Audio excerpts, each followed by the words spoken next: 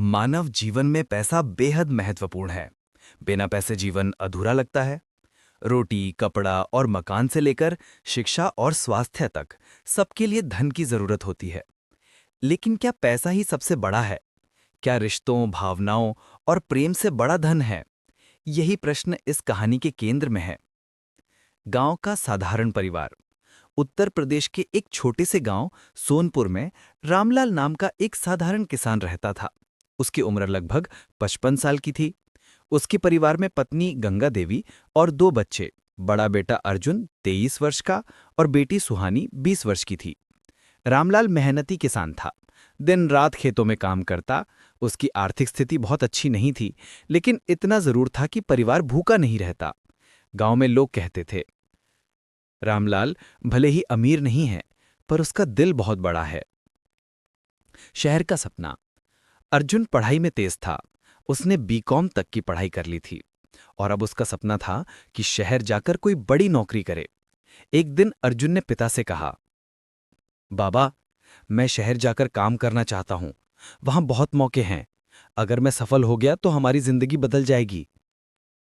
रामलाल ने बेटे के सपनों को देखा और मन ही मन गर्व महसूस किया।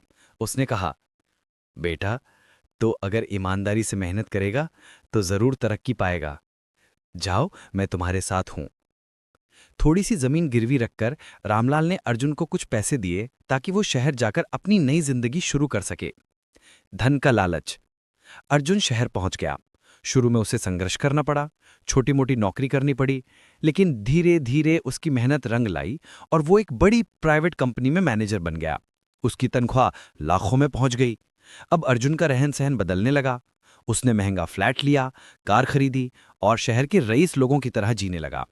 धीरे धीरे उसने गांव और अपने माता पिता से दूरी बना ली। कभी कभार फोन करता, पर काम की व्यस्तता का बहाना बनाकर मिलने नहीं आता। बूढ़े माँ बाप की हालत। उधर गांव में रामलाल और गंगा देवी उम्र दराज होते जा रहे थे।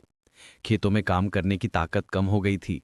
जमीन भी कम बची थी, क्योंकि अर्जुन को शहर भेजने के लिए आधी गिरवी रखी गई थी। गांव वाले अक्सर रामलाल से पूछते हैं, अरे तुम्हारा बेटा तो अब बड़ा साहब बन गया है, तुम लोगों को शहर ले क्यों नहीं जाता?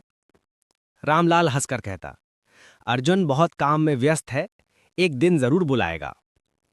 लेकिन अंदर ही अंदर उसके दिल में टीस होती। बहन का विवाह। इसी बीच सुहानी की शादी की बात पक्की हो गई। लड़का अच्छा था, लेकिन दहेज की मांग भी थी। गांव में दहेज प्रथा अब भी मजबूत थी। रामलाल ने अर्जुन को फोन किया, बेटा, बहन की शादी तय हो गई है, हमें कुछ पैसों की जरूरत है। अर्जुन ने फोन पर कहा, पापा, अभी मेरे पास बहुत खर्चे हैं, कार का लोन, फ्लैट का ईएमआई, शादी के लिए ज्यादा मदद नहीं कर पाऊंगा। रामलाल का दिल टूट गया। उसने अपनी बची हुई जमीन भी बेच दी और बेटी की शादी किसी तरह संपन्न की। शादी में गांव के लोग फुसफुसाते रहे, अरे अर्जुन इतना बड़ा अफसर है और बहन की शादी में ठीक से मदद भी नहीं की। लालच की हद।